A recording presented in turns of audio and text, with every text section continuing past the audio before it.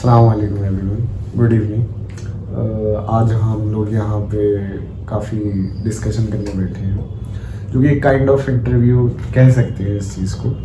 ये हमारा Jamia BLLB law entrances से रिलेटेड कुछ बातें होंगी इसके अंदर। तो हमारे साथ आज मौजूद है Babul Ashraf, presently rank 1 all India rank BLLB faculty of law Jamia Millia Islamia में इन्होंने सिक्योर करी है। And before starting this session kind of informal discussion, जो कि काफ़ी लॉ एस्पायरेंट्स की कुछ क्वेरीज होती हैं जिसको हम आज इनफॉर्मल डिस्कशन वे में रिजॉल्व करेंगे। इंटरव्यूज़ तो बहुत सारे आते हैं, ठीक है, डिस्कशन स्ट्रैटेजीज बहुत सारी चीज़ें डिस्कस होती रहती हैं सारी चीज़ों पे, पर काइंड ऑफ एक डिफरेंट अप्रोच आज हम इस सेशन से रीच करने की कोशिश करेंगे। एंड होप सो जो भी लॉ एस्पायरेंट्स हैं, ठीक है, not related to particularly Jamia और EMU, जो एक लीगल फील्ड है उसमें क्या चेंजेस हैं, ठीक है, and whether it is beneficial for a particular student और नॉट है कि नहीं, तो हम उस चीज़ों पे सारी बातें करेंगे। Before starting let me introduce my self. My name is Kaif Jilani. I am the academic head and management coordinator of MEFIC Delhi.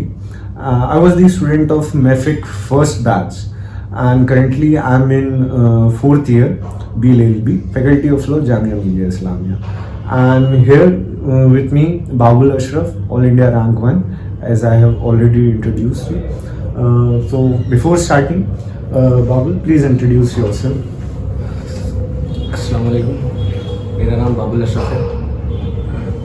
मैं बिहार गया का रहने वाला हूँ। इस बार मैंने जामिया में ऑल इंडिया रैंक 1 पाया है।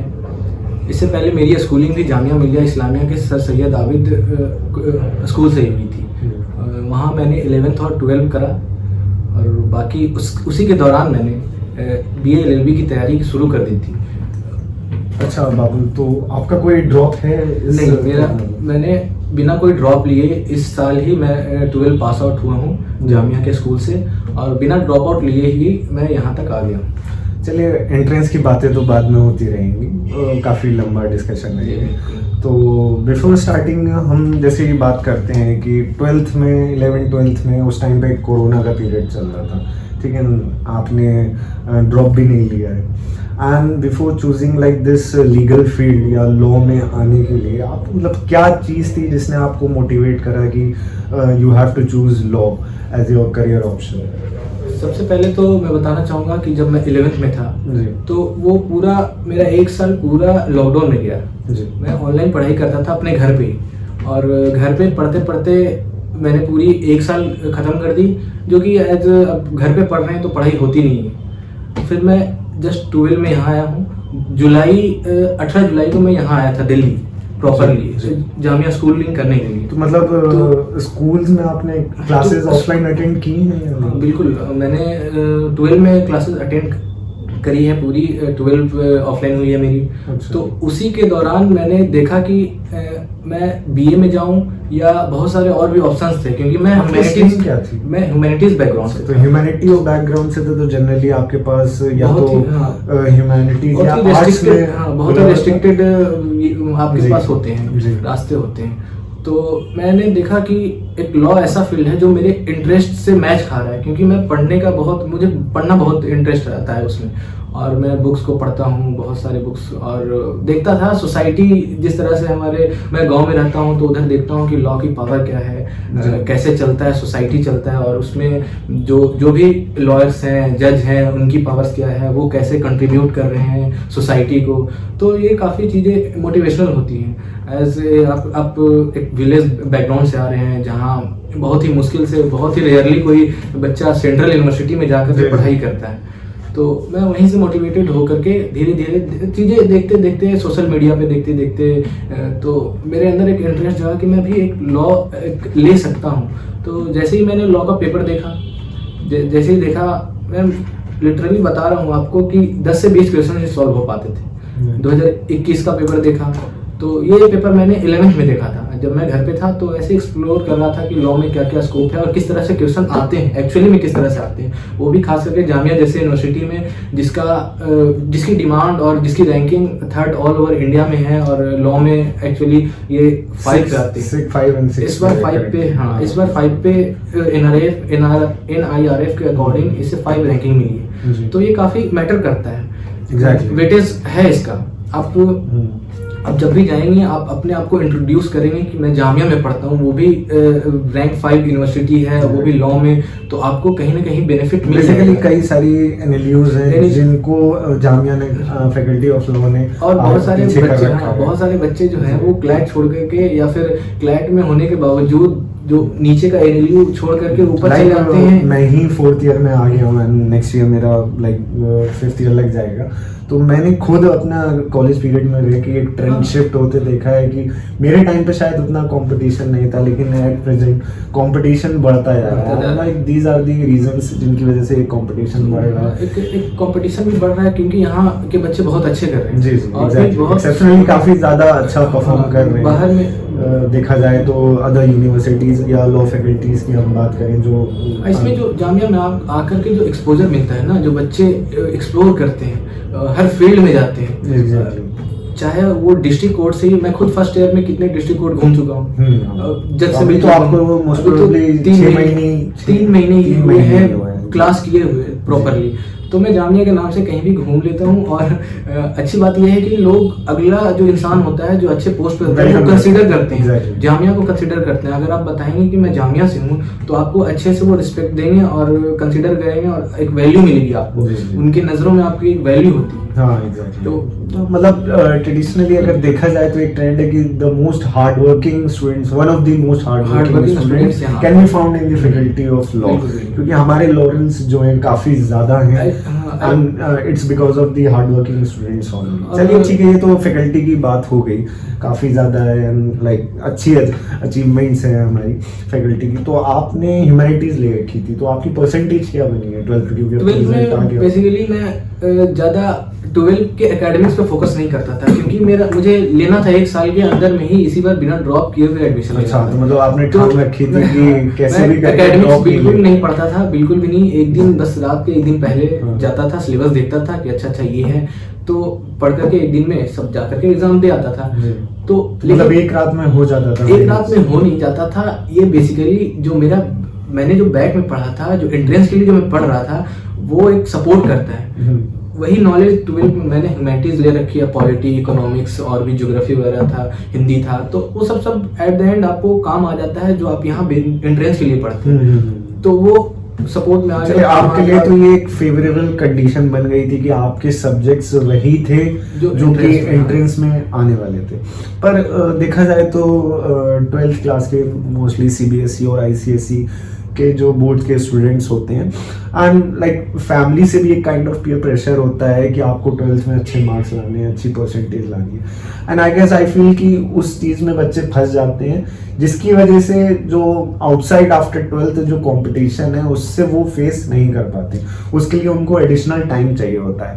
तो आपके लिए तो एक फेवरेबल कंडीशन हो गया, तो आपने इस चीज़ को कोप अप कर लिया। And the other thing is कि आपको पहले से ही ठान रखा था कि आपको ड्रॉप नहीं लेना है, ठीक है। तो पर अगर देखा जाए तो किसी के अगर फॉर एग्जांपल कोई साइंस बैकग्राउंड से, ठीक है, उसको लॉ का, ह्यूमैनिटीज का, आर्ट्स का कुछ नहीं पता है, तो वो अगर इन चीज़ों को मैनेज करे तो आप क्या बताएंगे? देखिए, सबसे पहले तो मैं खुद का बताता हूँ कि मैंने कैसे मैनेज करा था, फिर मैं उनको सजेस्ट करूंगा कि आपको कैसे मैनेज करना है। जी बताइए। तो एक्चुअली मेरे घर पे ना कोई प्रेशर वरेशर है नहीं। मेरे फादर कुछ नहीं बोलते हैं कि तुम्हें इतना लाना ही पड़ेगा, बस पास हो जाओ, वो बहुत अच्छी चीज थी मेरे लिए। आपको इंटरप्ट करूंगा कि मैंने जनरली अभी तक ये देखा है, मैं फर्स्ट बैच का स्टूडेंट था, मैंने क्लियर करा था, मेरी अच्छी खासी रैंक्स में आई थी, पॉलिटिकल साइंस में मेरी रैंक 1 भी आई थी।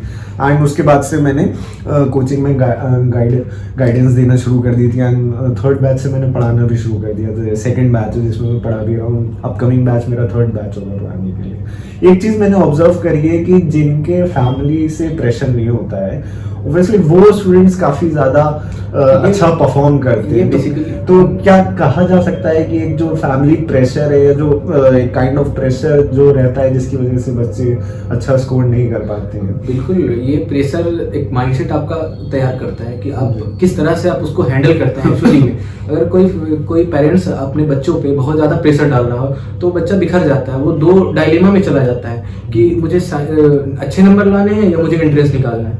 माँ बाप को चाहिए कि बेटा मेरा अच्छा नंबर लाए जी। और मुझे चाहिए कि मैं एंट्रेंस में पास हो जाऊं, अगली बार में कहीं अच्छी जगह जा करके अच्छे से पढ़ाई करूं आगे के लिए। जी। लेकिन माँ बाप ये नहीं सोचते हैं, उनको बस चाहिए कि चलो 12 में अच्छा नंबर जनरली सबके साथ एक्सेप्शनल होते हैं, कुछ के हाँ। साथ होता है। जनरली देखा जैसे हम लोग कई बार सोशल मीडियाज पे देखते हैं कि बहुत सारे सिविल सर्वेंट्स जो आज प्रेजेंट टाइम में आईएएस हैं, आईपीएस हैं, वो अपनी 10th की मार्कशीट 12th की मार्कशीट दिखाते हैं जिसमें वो जस्ट पास होते हैं। कई बार तो आपने देखा होगा And मेरा पर्सनली यही मानना है कि 12th और 10th की मार्कशीट आप Matter नहीं प्रूव करती। नहीं करेगी आपको हाँ। until unless आप जैसे फॉर एग्जांपल आप अगर किसी अच्छी यूनिवर्सिटी में ज्वाइन कर गए, आपने वहां से ग्रेजुएशन अच्छे से कर लिया, तो दैट डजंट मैटर कि आपके 12th में अल्टीमेटली कहाँ जा रहे हैं वो मैटर करता है। एग्जैक्टली आप किस पोस्ट पे जा रहे हैं वो मैटर करता है। फिर उस पोस्ट पे जाने के बाद आपको उस पोस्ट से जाना जाएगा, ना कि आपके 12th और 10th के मार्कशीट से जाना जाएगा। Obviously, if some civil servant is posting that 10th and 12th degree, तो वो एक kind of बता रहा है कि that 10th and 12th degree doesn't matter। तो क्या ये शिफ्ट की जरूरत है कि फैमिलीज को एंड इवन स्टूडेंट्स को एंड एस्पायरेंट्स को कि अपना जो 12th है, ठीक है, हम ये नहीं बोल रहे हैं कि बिल्कुल ही साइडलाइन करें, नहीं। क्योंकि अल्टरनेटली एक बेसिक लिमिट होती है जिसको आपको एक क्रॉस करना eligibility होता होती है, हाँ, है, एक एलिजिबिलिटी को क्रॉस करना होता है and that even doesn't mean और एक मोटिवेशनल के लिए ना आप अच्छा नंबर खुद में अंदर से मोटिवेशन लाने के लिए एक अच्छा नंबर भी आप एक्सपेक्ट करते हैं कि चलो एटलीस्ट 80 प्लस तो हो जाए। एग्जैक्टली मेरा खुद का भी मेरा 80% ही था 12th में score. I was from commerce background, humanities से उतना नहीं था रिलेशन, पर हाँ कुछ चीज़ें थी जैसे फॉर एग्जांपल जीके वगैरह न्यूज़ वगैरह पढ़ने का शौक था, तो वो सब चीज़ें उन सब चीज़ों ने मेरे को हेल्प करी यहाँ पे क्रैक करने में। पर्सनली मैं अपना चीज़ें बताऊँ, चलिए ठीक है, वो सब तो बात होती रहेगी।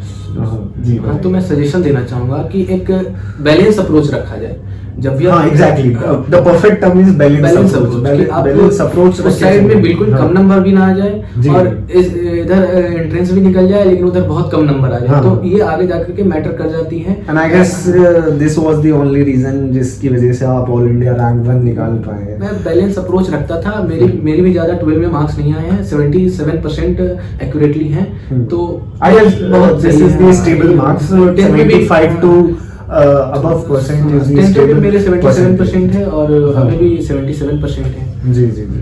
हाँ, तो ये मतलब देखा जाए तो एक ट्रेंड जो फॉलो होता आ रहा है, उससे थोड़ा सा शिफ्ट की जरूरत है। If you have खास to करके be- जामिया जैसे बड़ी यूनिवर्सिटी का एंट्रेंस निकालने के लिए आपको इसके एंट्रेंस पे ज्यादा फोकस करना पड़ता है। जी, जी। क्योंकि ये 12 वाला पूछता नहीं है, ये थोड़ा हाई लेवल में उठ करके पूछता है ताकि ये अच्छे बच्चों को ले सके, Exactly। जो आगे बढ़ चुके हैं, जो ज्यादा पढ़ते हैं उनको ले सके। तो ये एकेडमिक्स ज्यादा पूछता नहीं है, एकेडमिक्स से ज्यादा सिलेबस आता नहीं है, तो ये जनरल स्टडीज मतलब अच्छे खासे बेसिकली लेवल का।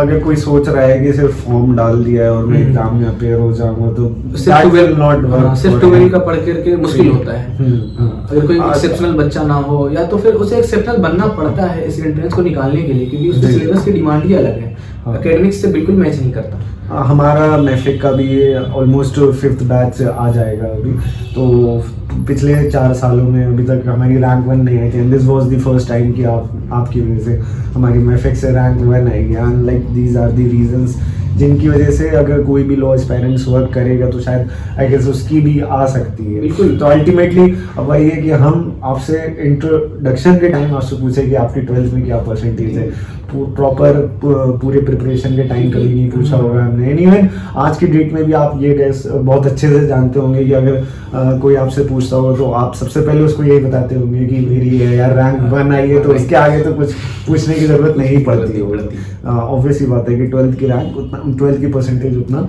एम्फसाइज नहीं है अंटिल अनलेस वो स्टेबल एक मार्क्स हो। चलिए ठीक है, 12th की तो हमारी बात हो गई।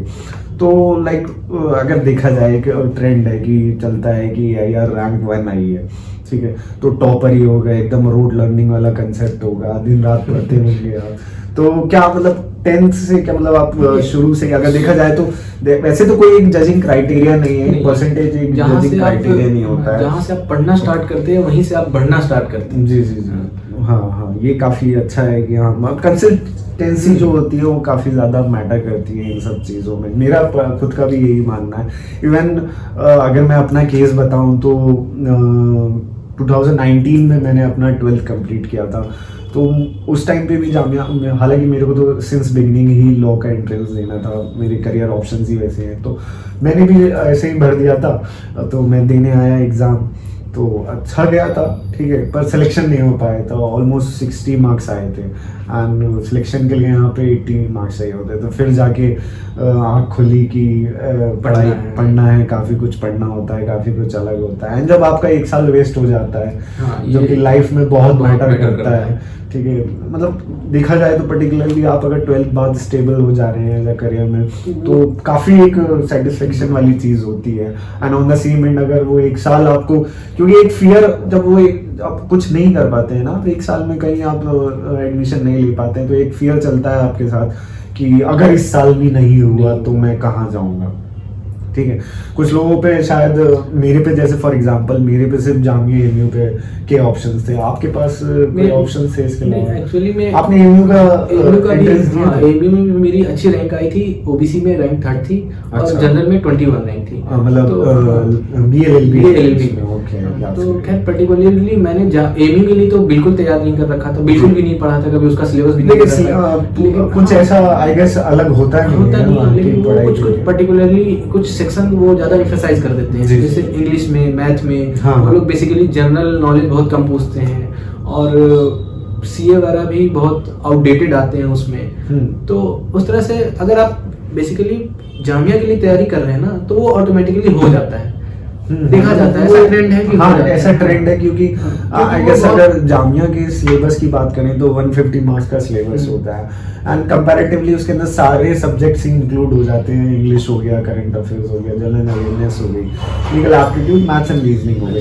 And I guess legal aptitude जो 40 मार्क्स का यहाँ आता है वो एएमयू में नहीं आता है। हालांकि लीगल के थोड़े बहुत क्वेश्चंस जनरल नॉलेज के सिलेबस में आ जाते हैं, बट आई गेस कंपैरेटिवली अगर देखा जाए तो अगर कोई जामिया की तैयारी कर लेता है तो वो एमयू के लिए मतलब इनफ है, कुछ ऐसा अलग कुछ करने की जरूरत उसके लिए पर्टिकुलरली पढ़ने की जरूरत नहीं है। जैसा कि मैं मैफेक में था तो लगता था कि स्पेशली एमयू का भी आता था और मिक्स भी आता था, तो वहां से हेल्प मिल जाती है। आपको पता भी नहीं होता लेकिन आपको हेल्प मिल जाती है, आप उस तरह से एडेप्टेबल पहले से हो जाते हो। आप तो मतलब इस चीज को कह सकते हैं एक काइंड ऑफ वे में कि अगर जो स्टूडेंट्स पर्टिकुलरली एमयू बीएलएलबी की तैयारी कर रहा है तो उसके लिए शायद जामिया क्रैक करना थोड़ा डिफिकल्ट हो जाएगा। मैं तो कहता हूँ, हमेशा सबको सजेस्ट करता हूँ कि बड़े से स्टार्ट करो, छोटा तो ऑटोमेटिकली मिल जाएगा। एग्जैक्टली, हाँ, ये तो एक जनरल कंसेप्ट रहता ही है कि आप अगर ऊपर लेवल से स्टार्ट करेंगे जनरल कंसेप्ट होने के बावजूद क्रैक होते जाते हैं। जनरल कंसेप्ट होने के बावजूद भी जो बच्चों में फियर होता है ना कि जामिया बहुत हार्ड है, तो मैं ऐसा करता हूँ कि सिर्फ एमयू की तैयारी कर लेता हूँ, तो वहां से उनको टेक्निकली अगर मेरा ये मानना है कि एमयू भी हार्ड है, क्योंकि वहां पे देखिए एमयू के जैसे अगर देखा जाए तो 3 सेंटर्स हैं। अलीगढ़ मेन सेंटर्स है लॉ की अगर पर्टिकुलरली बात करें, एंड एक मल्लापुरम है, एक मुर्शिदाबाद, ठीक है। तो जहां तक मैं जानता हूँ अलीगढ़ सेंटर में शायद एक्सटर्नल वालों को उतना नहीं मिल पाता है, ठीक है, थोड़ा दिक्कत रहती है। इवन अगर if you are securing double digit rank तब भी आप अलीगढ़ नहीं कर पाते हैं इफ यू आर एक्सटर्नल, क्योंकि इंटरनल कोटा चलता है जो बहुत ज्यादा मिलता है उनको as compare to Jamia. Jamia में सिर्फ 5% मिलते हैं और वहाँ काफी ज्यादा मिलता है, प्रॉपर्ली मुझे पता नहीं है, लेकिन जामिया का कोटा सिस्टम तो अलग है कि इट्स अ माइनॉरिटी इंस्टीट्यूशन, तो यहाँ पे क्यों सर्टेन सीट्स रिजर्व है, आई गेस 30% मुस्लिम्स के लिए रिजर्व है, कुछ परसेंट वुमेन के लिए रिजर्व है। वहाँ पे तो आई गेस क्राइटेरिया अलग है। If you are scoring less than 50 or 60 rank in EMU BLLB, then I guess and if you are external तो very less chances कि आप EMU मेन सेंटर में रह पाएंगे। तो खैर ये चीज़ तो है। तो हाँ, एक अगर बच्चों को अगर सजेस्ट किया जाए तो ये चीज़ हम सजेस्ट कर सकते हैं बच्चों को कि if you want to pursue law as your career options, तो and if you have a choice of between these two universities like particularly Jamia Millia Islamia and Aligarh Muslim university, तो आप मेरा ये सजेशन है, इवन बाबुल का भी यही सजेशन होगा कि आप जामिया की तैयारी कीजिए even if you want to pursue from AMU. तो एएमयू अगर आप जामिया की तैयारी करेंगे तो एएमयू तो निकल ही जाएगा, क्योंकि लाइक सिलेबस वैसा है, थोड़ी बहुत प्रैक्टिस की जरूरत होती है, क्योंकि क्वेश्चन का पैटर्न्स जो है वो यहाँ पे 150 आता है, वहाँ पे 100 आता है। तो उस हिसाब से अगर आप मैनेज कर लेंगे तो then you will be able to secure a good rank in that. चलिए, ये सब तो हमारी बात हो गई। ये हम बाबुल आप ये बताइए कि एआईआर रैंक 1 लाने में क्या ऐसा कुछ अलग करना पड़ा जो बाकी बच्चे नहीं कर पाए और आपने कर लिया और आपकी एआईआर रैंक 1 है? एक्चुअली में ये क्वेश्चन सबसे पूछा जाता है। हाँ, जनरली देखिए बहुत लोग आपसे ये क्वेश्चन पूछेंगे भी, आगे भी पूछते रहेंगे। इसका बिल्कुल सटीक आंसर यही होता है कि मैंने ज्यादा कुछ किया नहीं, सेम बच्चों की तरह मैं भी प्रिपरेशन करता था। हाँ, थोड़ा टाइम ज़्यादा दिया, थोड़ा ज़्यादा फोकस किया, डिसिप्लिन मेंटेन करना, वो जो कंसिस्टेंसी होती है वो रोज पढ़ना, इवन छुट्टी के दिन भी पढ़ता था। स्कूल में छुट्टी हो जाती थी, स्कूल में भी बहुत छुट्टी होती थी, तो उस दिन भी पढ़ता था बिना कोई रेस्ट लिए, क्योंकि मुझे पता था कि मुझे फर्स्ट टाइम में ही निकालना है और टाइम भी बहुत कम है, क्योंकि बोर्ड का भी टेंशन था। बोर्ड भी आने वाला है, बोर्ड को भी वो पूरा बोर्ड 1 महीने का दौर होता है, तो मेंटल प्रेशर होता है कि उधर भी पढ़ना है। अगर पढ़ना नहीं भी है तो एक टेंशन होता है कि तो आप थोड़ा सा डाइवर्ट हो जाते हो, इस साइड शिफ्ट हो जाते हो कि बोर्ड की तरफ शिफ्ट हो जाते हो। लेकिन मैंने सबको बैलेंस रखा और कंटिन्यूअसली एंट्रेंस के पर्सपेक्टिव से पढ़ता गया, और अब बोर नहीं हो गया। जब आपको मजा आने लगेगा ना पढ़ने में, आप तैयारी करते करते आपको एक अच्छी वाली नॉलेज मिलने लगेगी, एक देश दुनिया की खबर मिलने लगेगी, आप एक अच्छे से जनरली एक परसेप्शन है कि जो सब्जेक्ट मैटर ऑफ कंसर्न होते हैं रिलेटेड टू लॉ कोर्स वो काफी इंटरेस्टिंग होते हैं। हाँ, बहुत डाइवर्स भी होते हैं। लाइक हम ये नहीं बोल रहे हैं कि लाइक साइंस बैकग्राउंड उतना बोरिंग काइंड ऑफ कंसेप्ट होता है, वो अपने इंटरेस्ट का मैटर करता है। पर जनरली एक कंसेप्ट है कि if you are talking about India politics, world geography and other things, तो काफी इंटरेस्टिंग होता है because you can relate all those things, and मेरा भी यही मानना है। ठीक है, हाँ, तो वो काफी इंटरेस्टिंग होती है। आप तैयारी करते करते आपके पास एक ऑब्जर्वेशन आ जाती है, आप अपना व्यू रखने लगते हैं। बहुत मैं न्यूज़पेपर पढ़ता था रोज, बिल्कुल रोज पढ़ता था, कभी गैप नहीं किया पूरे जब से मैंने तैयारी स्टार्ट करा। आई थिंक तो अब जैसे आप बता रहे हैं कि न्यूज़पेपर पढ़ना जरूरी है, तो जितने भी व्यूअर्स ये चीज देख रहे होंगे, लॉस पेरेंट्स देख रहे होंगे, तो शायद वो कल से न्यूज़पेपर पढ़ना बिल्कुल पढ़ना चाहिए। ठीक है, तो क्या वो इतना हेल्पफुल है न्यूज़पेपर पढ़ना? मेरे लिए तो बहुत ज्यादा हेल्पफुल था, क्योंकि मैंने टेक्निकली मैं अगर बताऊं तो मैंने न्यूज़पेपर नहीं पढ़ा था अपने प्रिपरेशन के टाइम। आप अगर आज के जामिया का क्वेश्चन देखेंगे ना, आपका पैटर्न देखेंगे ना, तो वो बेसिकली अच्छे खासे फोकस करता है, जहाँ से क्वेश्चन आपको न्यूज़पेपर में मिलेंगे, आंसर उसके मिलेंगे और वहीं से डायरेक्टली आपको पूछा जाता है। आज आप देखेंगे, आप मैप से भी क्वेश्चन आते हैं, एनवायरनमेंट से रिलेटेड भी क्वेश्चन आने लगे हैं, जो कि बहुत मुश्किल से ये यूपीएससी लेवल का होता है, या फिर पीसीएस टाइप के, पीसीएस में ये सब एनवायरनमेंट का क्वेश्चन पूछा जाता है। लेकिन आज ट्रेंड शिफ्ट हो चुका है, पहले आप में हो सकता है नहीं पूछा जाता होगा, लेकिन आज पूछा जा रहा है। अच्छा, ट्रेंड शिफ्ट की आपने एक बात करी तो बहुत अच्छी चीज एक मेरे को रिमाइंडर आई। पिछले 2 सालों से मैं पेपर एनालिसिस कर रहा हूँ जामिया का, मतलब लास्ट अपने एंट्रेंस क्लियर करने के बाद मैं हर साल का पेपर एनालिसिस करता हूँ जामिया बीएलबी का। तो लास्ट 2 इयर्स में मेरे को यूपीएससी प्रीलिम्स से क्वेश्चन मिले हैं। हाँ, जामिया बीएलबी, मतलब exact like copy paste question, option तक वो कॉपी कर रखे थे। हाँ, तो यही होता है कि पैटर्न शिफ्ट हो रहा है। मतलब देखिए, एक तरफ यूपीएससी प्रीलिम्स का क्वेश्चन है, एग्जाम है, एक तरफ जामिया बीएलबी का है, तो आपको हालांकि कोई कंपैरिजन नहीं है इन चीजों में, पर ट्रेंड में शिफ्ट लाने के लिए कि वो उस लेवल के भी आपसे क्वेश्चन पूछे जा रहे हैं जामिया बीएलबी। तो यही तो होता है न्यूज़पेपर पढ़ने का फायदा। यूपीएससी बेसिकली आपसे बेसिक पूछती है, थोड़ा सा हाई लेवल में बेसिक पूछती है, बेसिक का जो हाई लेवल होता है ना वो पूछती है। तो जामिया उन क्वेश्चंस को उठाती है जो स्टैटिक टाइप के होते हैं, यूपीएससी लेवल के, जो यूपीएससी में पूछ चुके हैं। तो वो ज्यादा, हालांकि जनरली सारे क्वेश्चंस नहीं होते हैं, बट आई गेस जो मुझे लगा है Around कि 15 to हाँ लाइक 10 to 12 अराउंड थे क्वेश्चन तो अच्छे खासे हाँ, वो- यूपीएससी प्रीलिम से, past year previous year question paper से यूपीएससी के। तो जामिया का जो पेपर सेट करने वाले जो भी होते हैं तो वो आपसे डिमांड कर रहे हैं कि आप उस तरह से लेवल में पढ़ें।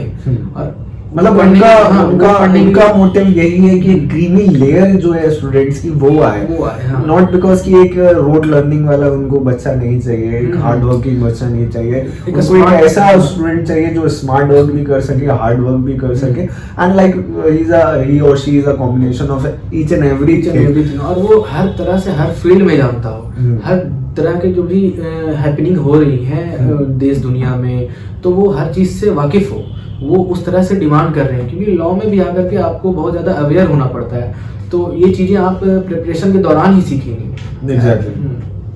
चलिए, तो इन सब चीज़ों पे तो लॉ जामिया पे हम लोगों की काफ़ी बात हो गई। जामिया एक like very good place for a law aspirant या जो भी as a career law choose करना चाहता है, क्योंकि बेसिकली मुझे अगर पर्सनली देखा जाए तो मेरा लास्ट ईयर आने वाला है जहाँ फैकल्टी ऑफ लॉ में। मुझे जो एक सबसे अच्छी चीज़ लगी कि ठीक है, apart from studies and each and everything, यहाँ पे अगर देखा जाए तो एक मिडिल क्लास स्टूडेंट के लिए बहुत ही कंफर्टेबल प्लेस है ये। हाँ, बिल्कुल। ठीक है, बिकॉज जामिया जो रिसोर्सेज आपको प्रोवाइड कर रहा है, लाइक मैं रेगुलर बैच में हूँ तो मेरी फीस सिर्फ 10,400 रुपये है, and that two of 2 semester, like full annual year की है कि आई गेस वो कुछ भी नहीं है, कुछ भी नहीं है। कुछ भी नहीं है। अगर देखा जाए नॉमिनल फीस है। दिल्ली जैसी जगह में 10,400 में they are offering 5th rank all India law faculty आपको वो रिसोर्सेज प्रोवाइड कर रही है, तो आई गेस इससे कम में आपको कहीं चीज़ नहीं मिलेगी।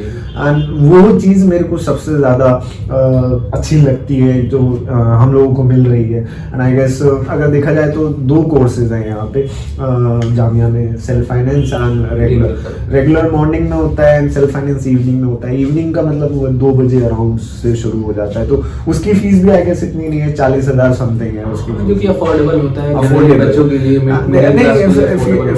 if we consider all the facts and circumstances, तो देखा जाए तो जो भी चीजें हैं, लाइक दिल्ली का जो एक्सपोजर है, ठीक है, सुप्रीम कोर्ट है यहाँ पे, हाई कोर्ट है यहाँ पे, ऑल दी सब ऑर्डिनेट कोर्ट, डिस्ट्रिक्ट कोर्ट्स हैं यहाँ पे, तो उन सब को अगर रिगार्डिंग देखा जाए तो एक अल्टीमेट लेवल का एक्सपोजर है। लाइक बोल सकते हैं कि एक बास्केट में हमको सब चीज ऑफर हो गई है, ठीक है, and we are the one कि हम कौन सी चीज को कैसे पिक करते हैं, कैसी चीज को हम कैसे अपने लिए किस तरीके से यूज कर सकते हैं, वो हमारे अपने ऊपर डिपेंड करता है।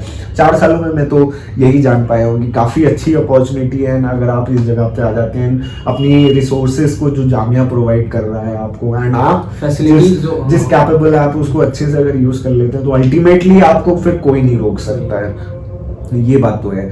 चलिए ठीक है, तो जामिया आने का तो एक सेकेंडरी क्वेश्चन हो गया, जामिया आया कैसे जाए। एक बिगर बहुत बड़ा क्वेश्चन होता है कि जामिया ठीक है आए कैसे जामिया, ठीक है, क्योंकि कंपटीशन बढ़ता जा रहा है, ट्रेंड काफ़ी ज़्यादा है, जैसे हम लोग डिस्कस कर ही रहे थे कि यूपीएससी लेवल तक के क्वेश्चन यहाँ पे पूछ लिए जाते हैं।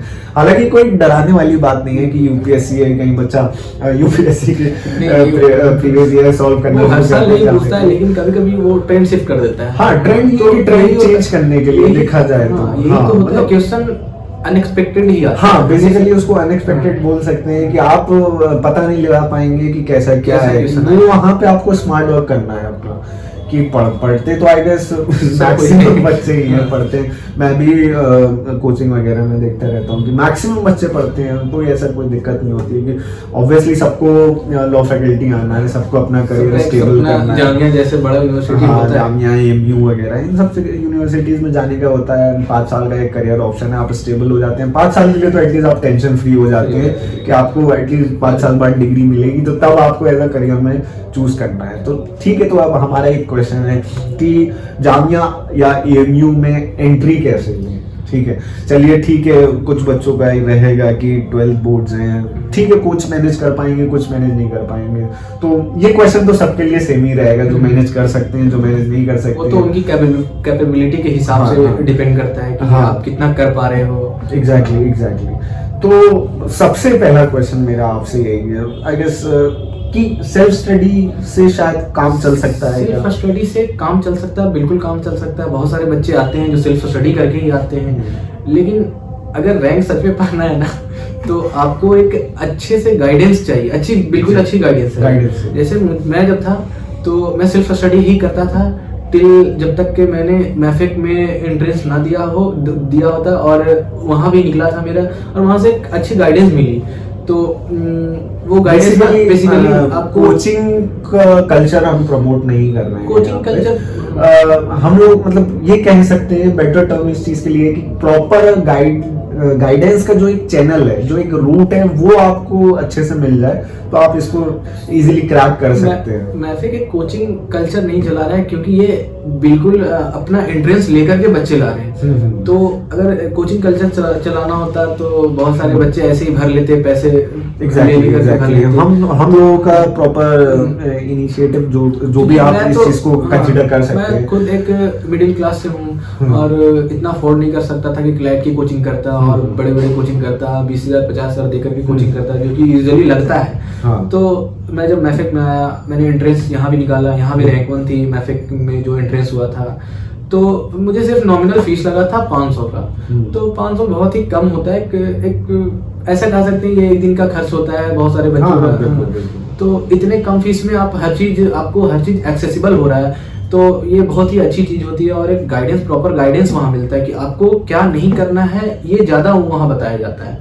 तो मैं तो कहूँगा कि अगर आप मैफिक का एंट्रेंस निकाल पाते हैं तो बहुत अच्छी चीज़ होगी कि आपको एक फ्री में गाइडेंस मिल जाएगा। अगर आप सुपर 30 में नहीं आ पाते हैं तो एक बहुत ही नॉमिनल फीस लेता है, जो कि आप अफोर्ड कर सकते हैं। और यहाँ के सेल्फ फाइनेंस के बच्चे भी बहुत सारे फैकल्टी ऑफ लॉ में गए हैं और यूजुअली अच्छे खासे परसेंटेज में बच्चे जाते हैं जो सेल्फ फाइनेंस में होते हैं। साल हम लोगों का 37 आया है, उसमें से भी सेल्फ फाइनेंस वाले बच्चे जो मैफिक में। जनरली एक कंसेप्शन होगा लोगों को, या जिनको मैफिक के बारे में नहीं पता होगा, उनको लगता होगा कि हमारे यहाँ 100 200 400 बच्चे पढ़ते होंगे, जिसमें से 37 हो गया। तो अगर मेरा भी यही कहना है कि अगर लाइक 400 बच्चे पढ़ रहे हैं या 300 बच्चे पढ़ रहे हैं, उसमें से अगर आपके 37 बच्चे निकाल रहे हैं तो that's not a big task. ये बहुत ही वैल्यूएबल चीज होती है। पर ऑन द हमारी टोटल सीट्स ही यहाँ पे 80 है।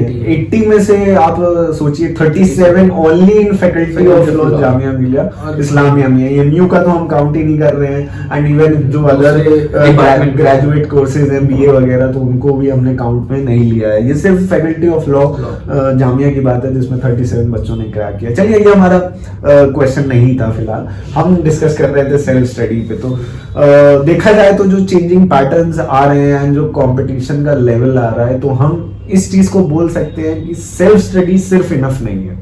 सेल्फ स्टडी सिर्फ इफ सेल्फ स्टडी आपको एक कवर करती है एक गाइडेंस का, वो गाइडेंस किसी सीनियर का भी हो सकता है, ठीक है, गाइडेंस आपके पेरेंट्स का भी हो सकता है, जिनको प्रॉपर नॉलेज हो कि क्या किस तरीके से पढ़ना है। जनरली देखा जाए तो वही है कि किस रूट को फॉलो करना है, ठीक है। अगर कोई चीज पढ़नी है, क्योंकि हर चीज अवेलेबल है हमारे पास, ठीक है, सिलेबस है हमारे पास, तो हमें सब पता है कि क्या आ रहा है क्या नहीं आ रहा है। तो सारी चीजें ऑनलाइन अवेलेबल है कि हमें इंग्लिश पढ़नी है तो कितना पढ़ना है, उसके कोई लिमिट नहीं है आप लोगों, लिमिट नहीं है। हाँ, वही।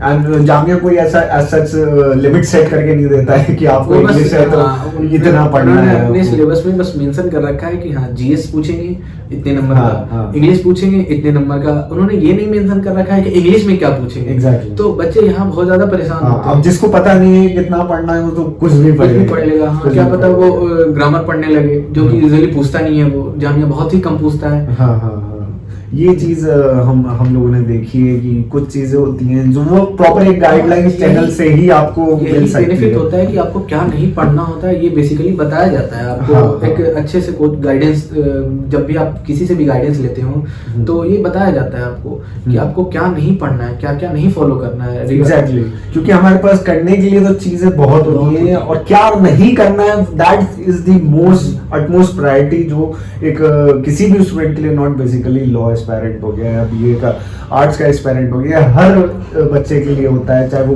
किसी भी करियर ऑप्शन में जाए, कि क्या चीज हम लोगों को नहीं करनी, क्योंकि करने के लिए तो बहुत कुछ है, ठीक है, पढ़ने के लिए बहुत कुछ है, क्या नहीं पढ़ना है that's the. And I guess UPSC वगैरह में भी यही मैटर करता है, क्योंकि इतना वास्ट सिलेबस है, सब चीजें हैं, अंडर द स्काई सब कुछ है। एक जनरल मिथ भी है कि अंडर द स्काई सब कुछ आ जाता है, तो ऐसा नहीं है बेसिकली। लेकिन कितना आपको कंट्रोल करते हुए चलना है, कितनी चीज़ें पढ़नी है, वो मैटर करता है। तो पहली क्वेरी तो शायद आई गेस व्यूअर्स की, स्टूडेंट्स की, लॉ एस्पायरेंट्स की सॉल्व हो गई होगी कि क्या कोचिंग की ज़रूरत है या नहीं है। तो कंक्लूड अगर मैं इस चीज़ को करूँ कि देखा जाए तो coaching is not the priority is guidance. आप चाहे किसी टीचर से लें, ठीक है, चाहे आप किसी सीनियर से लें, ठीक है, that's the only thing which matters the most. वो गाइडेंस राइट वे में होना चाहिए, ठीक है।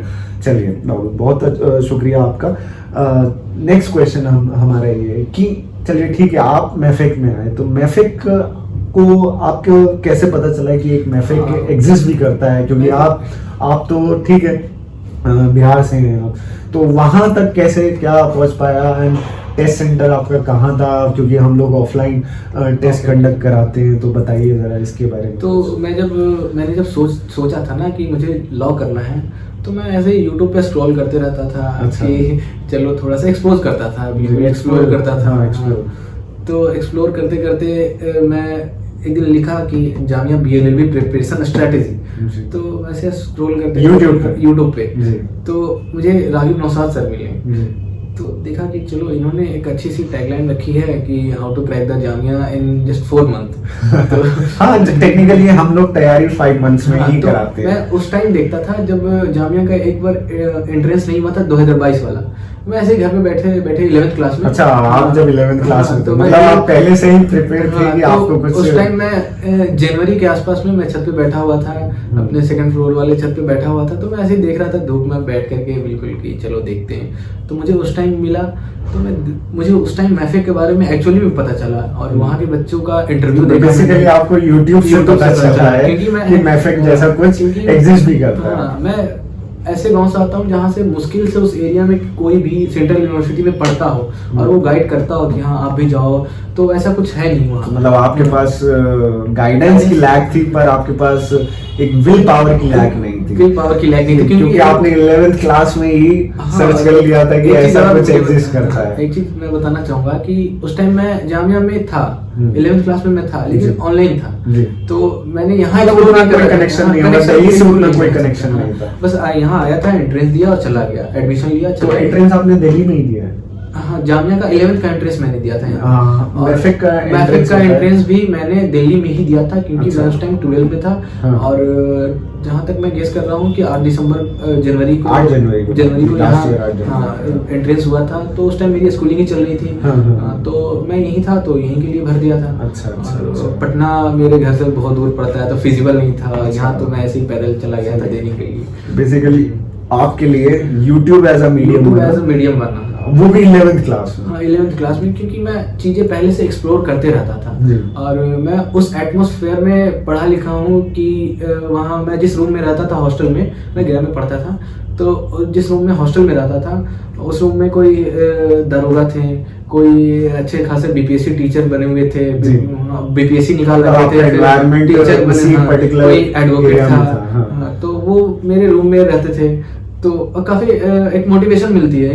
पहले ही मैं वहाँ से GS GK CA उनको देखता था वो कैसे पढ़ते हैं, एनालाइज करता था। तो बहुत सारी चीज़ें वहाँ से मैंने सीखी, ऑब्जर्वेशन मिला वहाँ से कि एक्चुअली में ये कैसे पढ़ते हैं और कैसे एग्जाम निकाल रहे हैं। और एक बिहारी होने का एक फ़ायदा होता है कि आपके पास एक GS का एक अच्छा नॉलेज हो जाता है।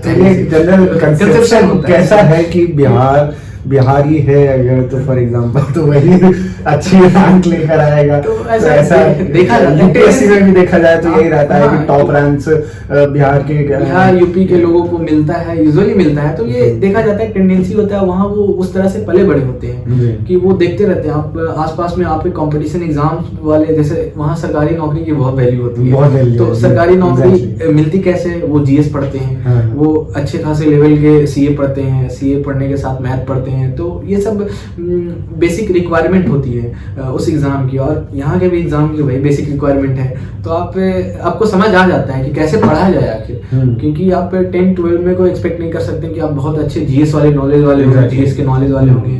तो मैंने चीज़ें वहाँ से सीखी। मैं देखता था कि वो बुक्स क्या पढ़ रहे हैं, कुछ पढ़ लेता था बैठे बैठे, कुछ वो बता देते थे। तो और मैं जहाँ रहता था वहाँ जामिया का क्रेज बहुत था। मैं 10th में गया में रहता था, तो वहाँ जामिया का क्रेज बहुत था।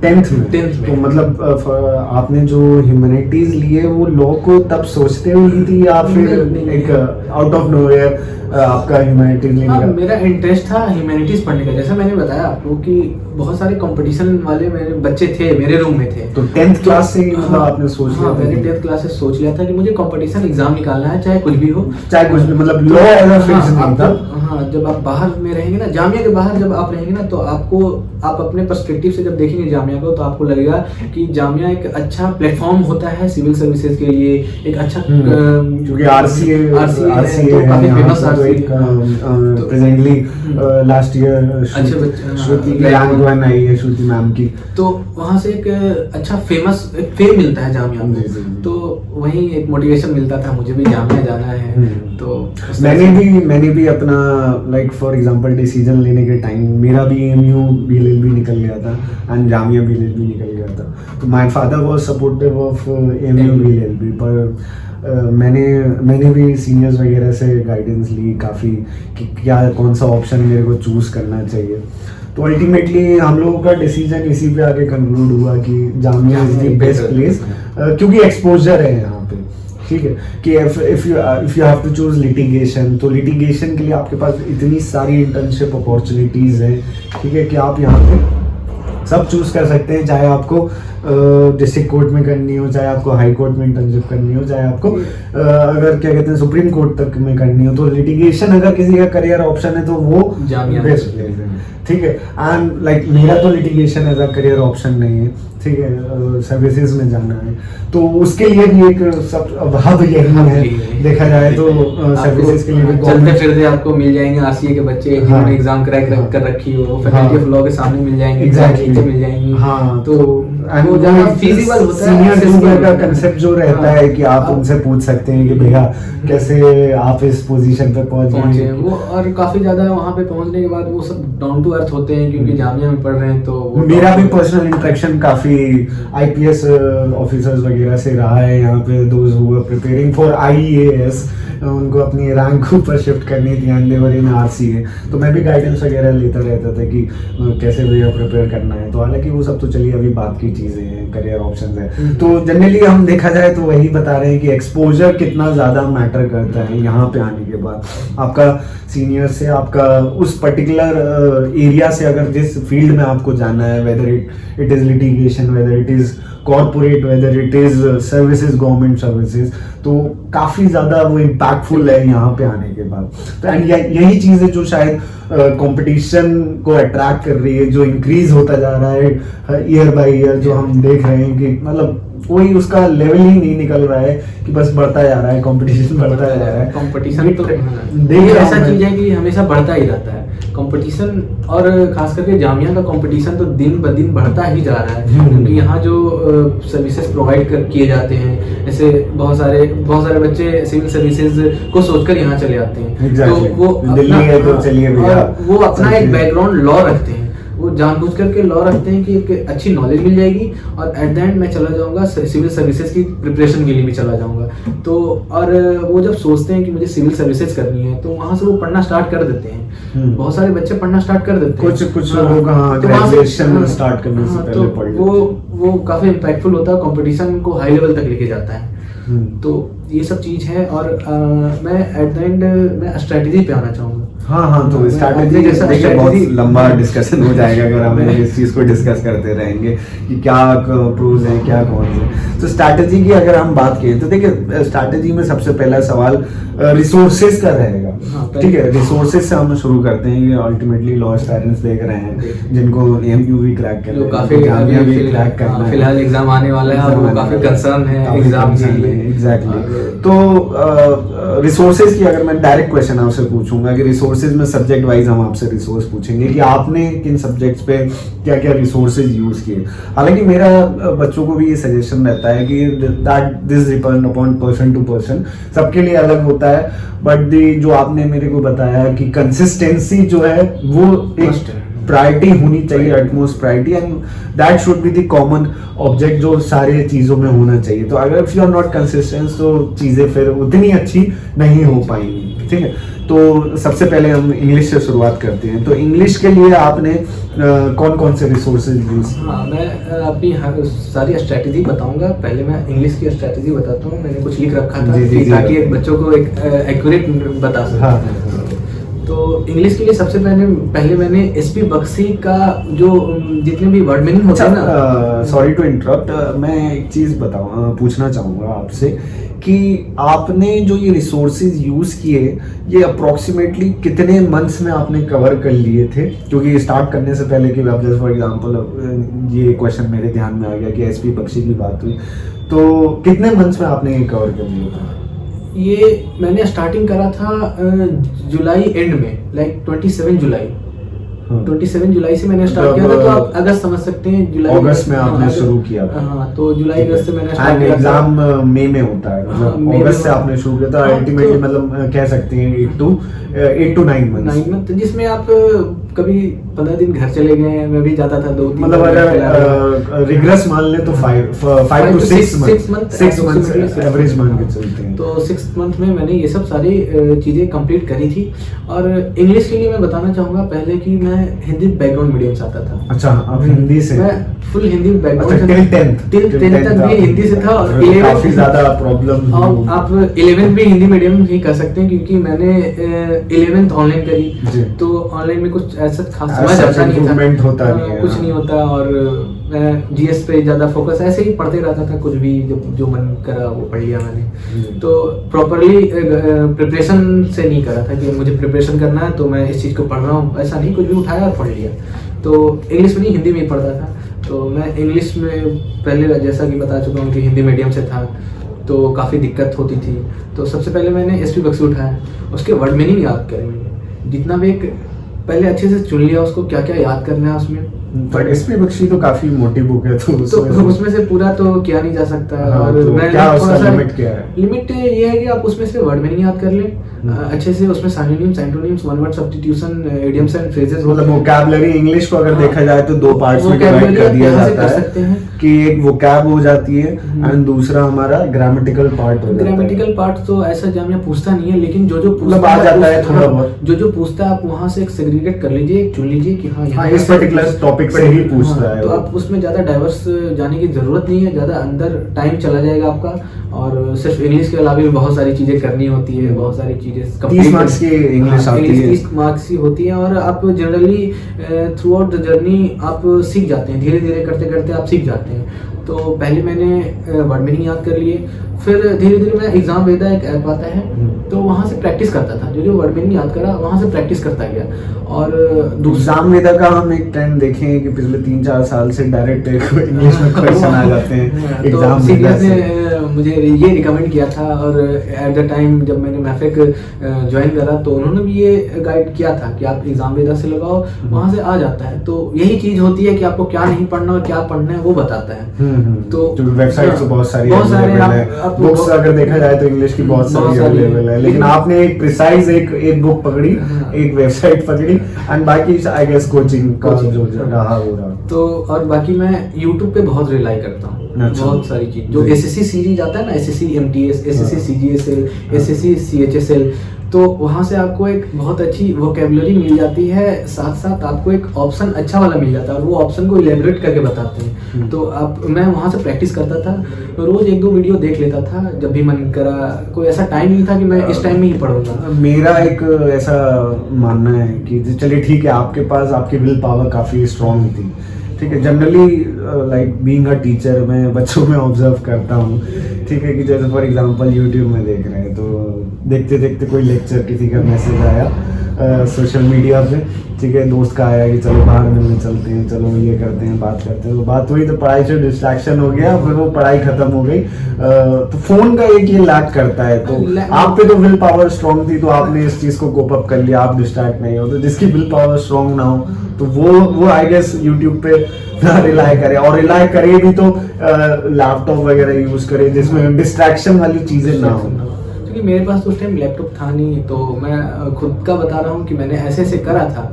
और उस टाइम मैं लिमिटेड दोस्त रखता था, नया स्कूल में आया, तो ये सब चीजें काइंड ऑफ अगर देखा जाए तो अगर कोई मैटर करती है एग्जैक्टली। अगर बच्चे मोस्ट ऑफ द स्टूडेंट्स इस चीज को शायद नजरअंदाज करते हैं। लिमिटेशन में रह करके तैयारी करना पड़ता है। अगर आप 10 दोस्त रखेंगे तो ऑब्वियसली उसका कॉल आएगा, एग्जैक्टली कॉल आएगा, 10 में से 3 का तो पर डे कॉल आएगा ही, ऑब्वियसली है ना। सैक्रिफाइसेस बहुत ज्यादा जरूरी है उन सब चीजों के लिए, एंड आई गेस उसके बिना पॉसिबल है। दीज आर दी लाइक बहुत छोटे छोटे सैक्रिफाइसेस हैं जो कि बहुत ज्यादा रोल प्ले करते हैं आपकी सक्सेस में, एंड आई गेस ये एक कंपाइलेशन है जो एक रीजन बन पा रहा है आपका या रैंक 1 लाने का।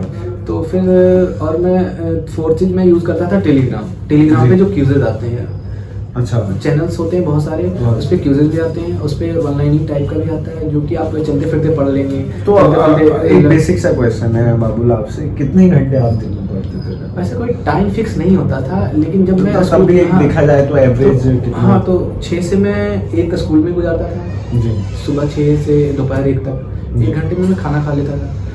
उसके बाद मैं 2 बजे के बाद जामिया की ही लाइब्रेरी में, जो जाकिर हुसैन लाइब्रेरी है, वहाँ बैठ जाता था और रात में 9 से 10 तक जा करके रूम पे खाना खा लेता था। और फिर मतलब आप 9 बजे तक लाइब्रेरी में रहता था, और 9 बजे के बाद भी मैं खाना वाना खा करके फिर ऐसे ही लेट करके कुछ जीएस देख लिया, कुछ जीके पढ़ लिया, कुछ भी ऐसे ही पढ़ते पढ़ते फिर 1-2 बजे सो जाता था। मतलब अगर ऑन एन एवरेज हम काउंट भी करें एक मिनिमम एवरेज तो 6 घंटा तो आप 6 से 8 घंटे पढ़ लेते थे आराम से। काफी ज्यादा हो गया अगर बच्चों के हिसाब से देखा जाए, क्योंकि लाइब्रेरी आप एक कंटिन्यूअस पीरियड से बैठ रहे हैं, मतलब 1 बजे तक आपने क्लास करी, उसके बाद 1 घंटे का रेस्ट लिया, एंड उसके बाद आप सिर्फ लाइब्रेरी ही बैठे रहे। तो ऑब्वियस सी बात है, आदमी लाइब्रेरी बैठेगा तो कुछ और तो काम करेगा नहीं, अदर देन उसके सामने बुक्स हैं, रिसोर्स हैं, पढ़ाई ही, एनवायरनमेंट भी है उस तरह से, एनवायरनमेंट भी एग्जैक्टली। तो आई गेस ये सब चीजें बहुत ज्यादा मैटर करती हैं। चलिए, तो इंग्लिश के लिए तो आपने रिसोर्सेज बता दिए, और लास्ट सोर्सेज था मैफिक का जो प्रैक्टिस मॉक आता था, जी जी,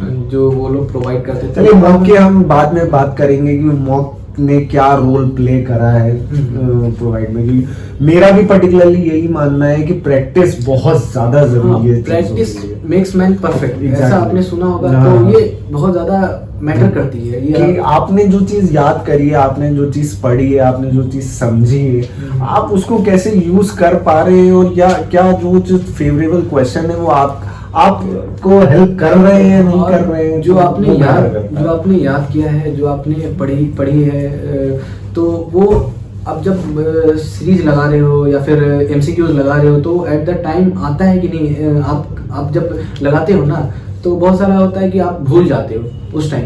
तो प्रैक्टिस वो सिखाता है कि आप कैसे एक्यूरेटली वर्क करना है, किसी पे वर्क करना और कैसे एक्यूरेटली लगाना है। अगर आपको वो क्वेश्चन नहीं भी आता है ना, तो आपने कहीं लगा भी रखा होगा, वो प्रैक्टिस कर रखा होगा, तो आपके एक सबकॉन्शियस माइंड में एक रहता है पहले से कि अच्छा इसको यहाँ लगाना है, ये मैंने लगाया था, तो एक्यूरेट सही होने का ज्यादा चांसेस होते हैं वो। चलिए, तो इंग्लिश के तो कवर हो गया। इंग्लिश की बात हम आते हैं, एक बहुत बड़ा क्वेश्चन जो एस्पायरेंट्स का रहता है, एंड आई गेस जो एक पर्टिकुलर टॉपिक या सब्जेक्ट जिसको हम बोलें, जिसमें आज के प्रेजेंट सिनेरियो में लॉ एंट्रेंसेस में काफी ज्यादा चेंजेस आ रहे हैं, and that's the question of current affairs. ठीक है, करंट अफेयर्स एक बहुत बड़ा क्वेश्चन है कि उसको टैकल कैसे किया जाए। करंट अफेयर को ना मैंने 2 पर्सपेक्टिव से पढ़ा था जी, कि करंट अफेयर को सिर्फ करंट अफेयर नहीं देखना था, करंट अफेयर के साथ मैं स्टैटिक जीके भी वहां से निकालता था। ओके, तो अपने जैसे फॉर एग्जांपल जैसे कि मैं जैसे द हिंदू में एडिटोरियल पढ़ रहा हूँ, तो वहां से ना आपको बहुत सारी चीजें फैक्चुअल चीज मिलेगी, तो वो आपको जीके में यूज हो जाता है, वो जीएस में यूज हो जाता है आपको। तो आपको एक सेपरेट व्यू में नहीं देखना है कि आप सीए पढ़ रहे हैं तो सिर्फ सीए ही लिखेंगे, वैसा कुछ नहीं है। नोट्स जैसे फॉर एग्जांपल कि मेरा एक एग्जांपल है कि अगर यूएस के प्रेसिडेंट जो बिडेन इलेक्ट हुए हैं, तो उससे ये तो करंट अफेयर्स का एक क्वेश्चन हो गया, पर इससे एक फैक्चुअल जो स्टैटिक क्वेश्चन निकलता है कि यूएस की कैपिटल क्या है। This is just a basic example, कितने नंबर के प्रेसिडेंट हैं, कितने नंबर के प्रेसिडेंट पोजीशन में कौन थे, एग्जैक्टली उनका position, these are the factual questions. ठीक है, अब एजेंसीज वगैरह हो गई, तो वो एक काइंड ऑफ जीके से अगर आप इंक्लाइन करके करंट अफेयर्स को पढ़ेंगे तो वो भी आपका दोनों कवर होता दोनों को है। कवर होना। और ऐसा जामिया का भी ट्रेंड वैसा बन चुका है कि आप वो डायरेक्टली सीए नहीं पूछते हैं, वो जीके मिला करके पूछते हैं, सीए और जीके को मिला करके एक ऐसा मॉडल क्वेश्चन बनाते हैं ना, जिसमें ना तो आप पकड़ पाएंगे कि ये जीएस है या ना पकड़ पाएंगे कि ये सीए। जी जी जी, हाँ, मतलब उसको आप डिसाइड नहीं कर पाएंगे this is the question of current affairs और this is the question of general knowledge, क्योंकि आप उसके अंदर कंफ्यूज ही रहेंगे अगर अनटिल आपने उसको पढ़ाना। तो चलिए ठीक है, हम डायरेक्टली रिसोर्सेज पे आते हैं। तो सबसे पहले मैंने बताया कि मैंने स्टार्टिंग ही करी थी द हिंदू से। द हिंदू न्यूज़पेपर रोज पढ़ता था। फिर एक मैं ऐसे चैनल फॉलो करता था बहुत सारे, द हिंदू जो एनालिसिस करवाता हूँ जी। तो मैं एक फॉलो करता था, स्टडी व्हील लवर नाम का एक चैनल है जो अच्छा स्टैटिक निकाल के देता है। अच्छा। स्टैटिक भी रहता है और सीए भी रहता है उसमें, क्योंकि आपके पास उतना उस टाइम ऑब्जर्वेशन पावर नहीं होती कि आप सीए और जीके को एक साथ निकाल करके देख सकें। तो वो चैनल वो बताता है कि किस तरह से पढ़ा जाता है सीए के साथ जीके, और काफ़ी अच्छा क्वेश्चन पीवाईक्यूज भी सॉल्व करवाते हैं यूपीएससी वगैरह के। तो और तीसरी चीज़ में दृष्टि मैगजीन मैटर करती है बहुत ज़्यादा। दृष्टि मैगजीन में मतलब देखा जाए तो बहुत वास्ट होती है दृष्टि मैगजीन, ठीक है, it is particularly for UPSC aspirants. तो मतलब क्या वो फिजिबल है कि बच्चों के लिए तो फिजिबल बिल्कुल नहीं है, लेकिन मैं कर लेता था। दृष्टि का करंट अफेयर्स का आई गेस एक मिनी भी आता है, मैं उसकी भी 100-120 क्वेश्चन का आई गेस, मैं वही उसी पे अभी आने वाला था। जी। लेकिन मैं इससे पहले मैं नॉलेज बढ़ाने के लिए वो मैगजीन पढ़ लेता था। नहीं चलिए ठीक है, आप तो पढ़ने वाले बच्चे थे, आप पूरा टाइम डेडिकेट ही करते थे पढ़ाई में, दिन भर आप बस लाइब्रेरी बैठे हैं, ठीक है, पूरा हर बच्चा वो कवर अप नहीं कर पाता है। तो दृष्टि तो शायद आई गेस मैं तो मैक्सिमम लोग तो मैं तो नहीं बिल्कुल कर पाते। सजेस्ट नहीं करूंगा, क्योंकि ये बहुत वास्ट होता है। बहुत वास्ट है। आप एक बार को पढ़ सकते हैं, आप जो मिनी वाला जो पढ़ सकते हैं 100-120 क्वेश्चन जो आते हैं, 100-120 पीडीएफ जो आता है उसका वो पढ़ सकते हैं। वो जो आप अभी बता रहे हैं कि 100-120 पीडीएफ पेज, एक क्वेश्चन का पेज जो 10 पेज में आता है, शायद 10 पेज 12 पेज में आता है, तो वो फिजिबल होता है। और एक चीज ये ट्रेंड देखा गया है कि वहीं से क्वेश्चन उठ के आते हैं। एक शिफ्ट आया है 2021 में भी, 2-3 years 2022 में भी देखा गया है, 2023 में भी पॉसिबल है कि आ सके। तो आपको छोड़ना नहीं है ये, आप मैगजीन छोड़ सकते हैं, बिल्कुल छोड़िए उसको, लेकिन आप ये मंथली एमसीक्यूज का जो दृष्टि निकालती है उसको मस्ट करना है। और जब आप मैफिक में आएंगे ना, तो वहाँ आपको एक प्रहार नाम का एक मैगजीन चलेगा, प्रोवाइड तो कराते हैं वहाँ एक मैगजीन, वहाँ वो चुन करके डालते थे, बेसिकली वहाँ से क्वेश्चन आते थे। जो मैंने देखा है कि बहुत सारे क्वेश्चन वहाँ से आए हैं directly. More than 40 to 50 question all over, total of 150 question में से 40 to 50 हमारे मॉक्स वगैरह से, मैगजीन वगैरह से आए हैं। I guess that is the biggest achievement for any institute कि हम लोग गेस कर पाते हैं कि उस लेवल के क्वेश्चन आ सकते हैं ना, वो डायरेक्टली आ भी जाते हैं। एक अच्छी स्पेकुलेशन, एक अच्छी राह पर लेके जाते हैं, because that proves your experience exactly कि आप कैसे उस चीज को आप समझ पा रहे हैं कि पर्टिकुलर क्वेश्चन आने के चांसेस हैं, वो आ भी जाते हैं। तो चलिए ठीक है, तो करंट अफेयर्स का तो फिर कोचिंग का क्या रोल रहा? करंट कोचिंग का प्रहार तो आपने बता दिया, जैसे मुदस्सिर सर पढ़ाते थे, तो मैंने वहाँ से भी कुछ क्लासेस ली थी, जो मैं जहाँ मैं लैग करता था वहाँ से क्लास ले लिया करता था, क्योंकि मैं तो स्कूल भी जाता था, तो थोड़ा वक्त कम मिलता था, तो मैं सेल्फ स्टडी से भी कर लेता था। तो वहाँ से करा, महफिक का जो प्रहार था वहाँ से करा, और सब चीज़ को छोड़ करके जब मैं महफिक का मॉक देने आता था ना, वहाँ बहुत सारे क्वेश्चंस प्रैक्टिस करवाए जाते थे, जीके टुडे से और भी बहुत सारी जगह से करवाए जाते थे। तो मैंने वहाँ से भी करा, और आई थिंक इतना काफ़ी इनफ होता है एक नॉर्मल एवरेज स्टूडेंट के लिए इतना इनफ है। इससे ज़्यादा अगर हम कुछ करेंगे तो वो बियॉन्ड चला जाएगा। ठीक है, करंट अफेयर्स तो हम लोगों का कंप्लीट हो गया, इंग्लिश हम लोगों का कंप्लीट हो गया। जीके की बात करें तो जीके का कुछ बताइए। जीके तो अब जामिया आना, जीके 40 मार्क्स का क्वेश्चन आता है, तो जीके का पार्ट कंटेन करता है। जामिया आना चाहते हैं तो आपका एक जीके का एक बेस होना, मजबूत बेस होना बहुत जरूरी है। जी। जैसा कि आपने देखा ट्रेंड शिफ्ट हो रहा है, अब स्टैटिक जीके ज़्यादा पूछा जाता है, तो वहाँ से मैं बच्चों को रिकमेंड करूँगा कि एम.के. पांडे एटलीस्ट पढ़ लें, एक बेसिक जीके के लिए। वो मैफिक के एंट्रेंस में भी हेल्प करेगा, और एट द मनोहर हाँ, एम.के. पांडे एक छोटी सी बुक आती है, वो 30 रुपये अरिहंत की आती है, तो वो तो एक बहुत बेसिक सा हो गया है। अरे वो ठीक है, मैफिक के एंट्रेंस में वो शायद हेल्प करेगा, पर दैट्स नॉट इवन इनफ कि वो आपके जामिया एंट्रेंस में मैं पर्सनली पर वो एक बेसिक है कि आप वहां से स्टार्ट कर सकते हैं, चीजों को समझ सकते हैं, वहाँ से एक understand बेसिक करके ओवरव्यू मिल जाएगा आपको मिल जाता कि हिस्ट्री है तो हिस्ट्री में क्या क्या चीजें हैं, पॉलिटी है तो पॉलिटी में क्या है, एंड वही ज्योग्राफी, इकोनॉमिक्स, साइंस, टेक्नोलॉजी तो वही है कि जो वर्ल्डली अफेयर्स वगैरह वो कैसे क्या रोल प्ले करता है। तो आई गेस मनोहर पांडे, क्योंकि हमारे टाइम पे सर पढ़ाते थे तो वो भी यही बोलते थे कि मनोहर पांडे जो है is the key to Jamia. तो हमारे टाइम पे हम मान सकते हैं कि that was the key to Jamia, पर अब थोड़ा सा ट्रेंड शिफ्ट हो गया है कि अब थोड़ा हाई लेवल का आपको शिफ्ट करना पड़ेगा। तो एक अगर वो स्टार्टिंग की जाए कि अगर जीके की बात होती है तो मनोहर पांडे का सवाल आ ही जाता है।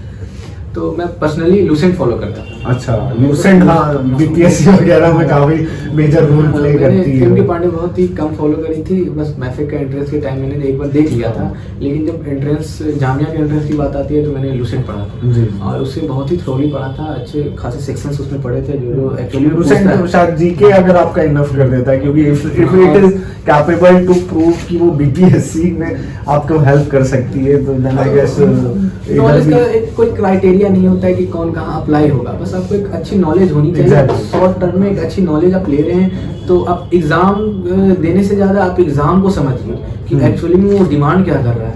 एग्जैक्टली, बहुत मेजर क्वेश्चन रहता है कि डिमांड क्या कर डिमांड रहा क्या है है और आप दे क्या रहे हैं, उनको फुलफिल क्या कर पा रहे हैं। एग्जैक्टली। तो और फिर थर्ड में मैं यूट्यूब सीरीज बहुत सारा देखता था, बहुत सारा जीके वगैरह पढ़ता था। यूट्यूब वगैरह पे तो हम लोगों की बात हो गई है, तो कोई पर्टिकुलर पेज जो आप पेज मैं शेयर कर दूंगा क्योंकि बहुत सारे पेजेस मैं यूज करता अच्छा था डिफरेंट टॉपिक्स के लिए, स्टडी आईक्यू हो गया, सब्जेक्ट्स के लिए, हाँ, तो अलग-अलग रहता है।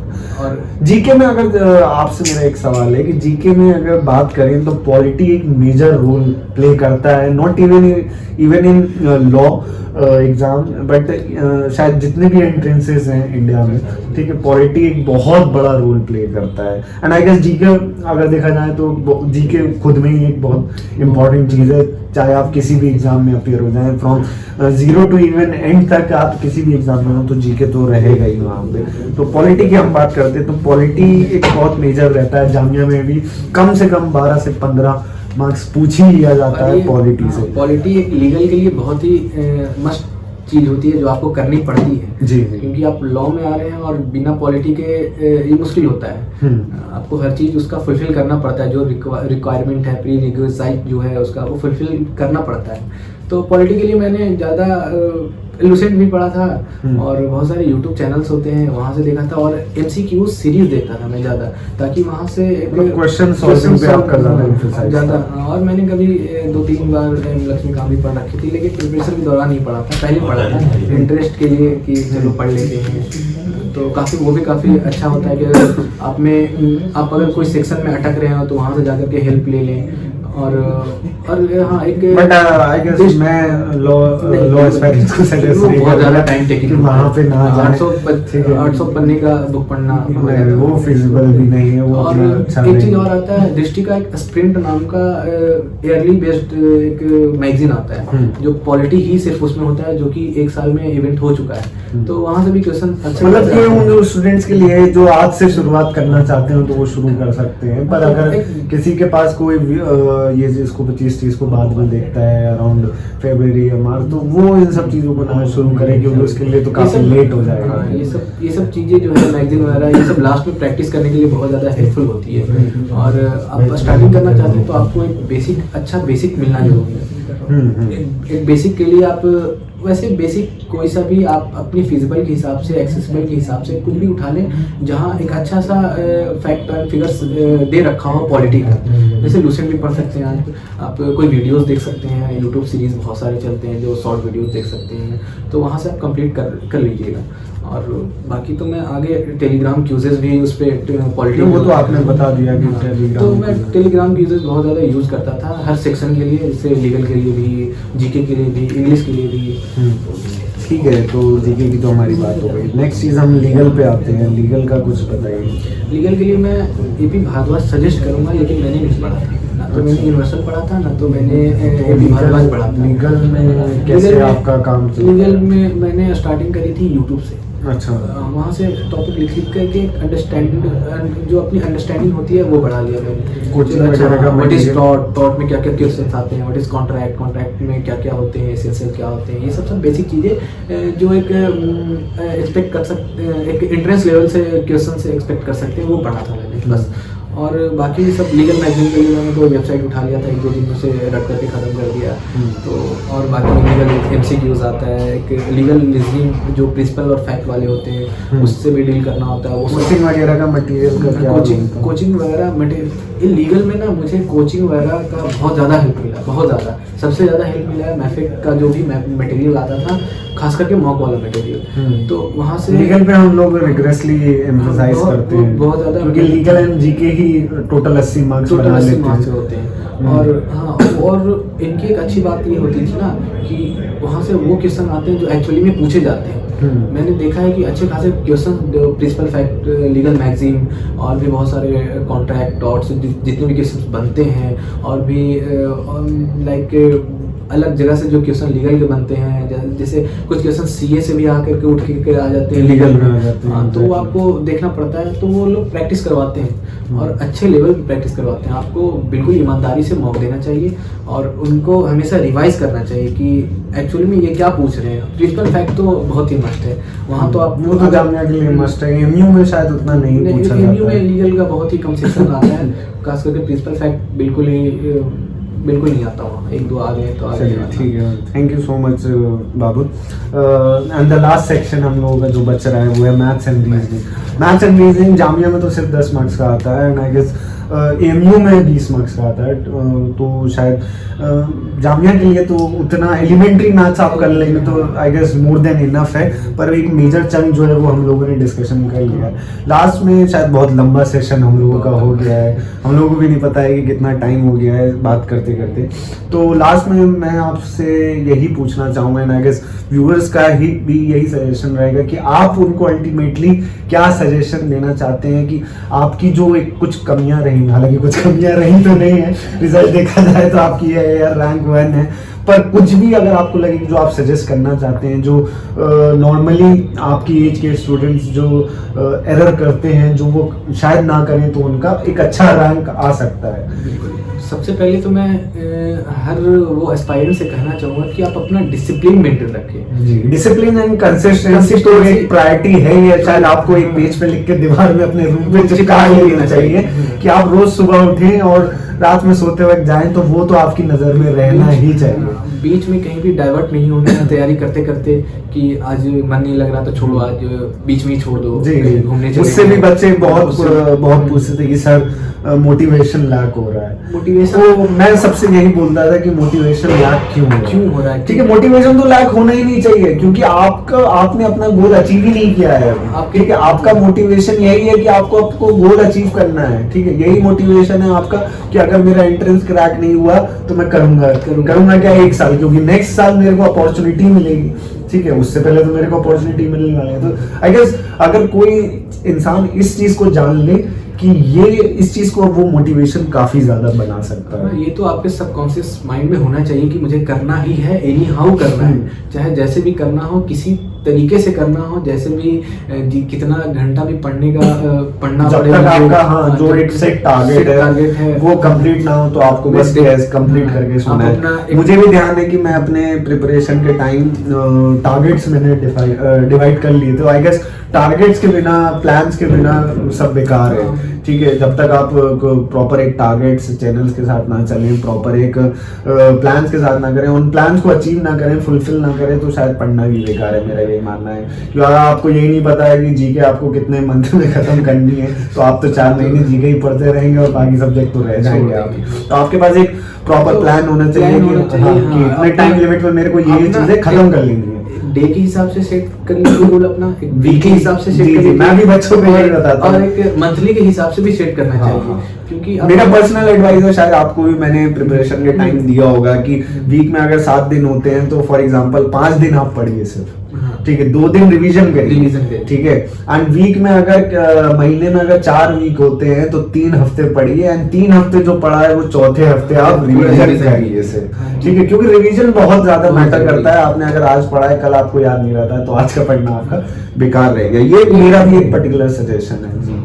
और इसमें मैं कहना चाहूंगा कि प्रैक्टिस आप जितना भी कर सके, जितना भी आप कर सके, हाँ, पढ़िए कम, unlimited प्रैक्टिस practice, बहुत कीजिए। unlimited मैं एक दिन में कभी-कभी 500 क्वेश्चन भी लगा देता था। हाँ हाँ, और मुझे भी याद है कि मैं भी अपना और एक आप शेड्यूल था। और मॉक में भी जो क्वेश्चंस आते थे वो एक दिन में कभी 100 क्वेश्चन, कभी 150 क्वेश्चन आते थे एक दिन में, रोज पर डे। और अलग से जो सेल्फ स्टडी करता था वहाँ से 300-400 क्वेश्चन देख ही लेता था दिन भर जी। में। और प्रैक्टिस ना, आप क्वेश्चन को कुछ अपनी टेक्निक लगाइए। जैसे कि मैं पॉलिटी में क्या करता था कि 100 क्वेश्चन आते थे तो मैं ऐसा सेट करता था कि मुझे 4 मिनट में ही पूरा पॉलिटी सॉल्व करना है। टाइम मैनेजमेंट, हाँ, 4 मिनट में, भले ये गलत हो जाए कोई मैटर नहीं करता, वो मैं बाद में देख करके सही कर लूंगा। मेरा ये मानना है कि वो एक लेटर स्टेज का है, आप उस प्रो लेवल पे पहुंच चुके थे कि आप उसको कन्कर कर सके। हाँ, तो ये मैं लास्ट की चीजें बता रहा हूँ, क्योंकि लास्ट में ही जो आपसे आपकी पढ़ाई होती है ना, जो लास्ट की स्पीड जाती है ना, वो बहुत ही मैटर करती है। Exactly. और क्वेश्चंस वहां से आते हैं,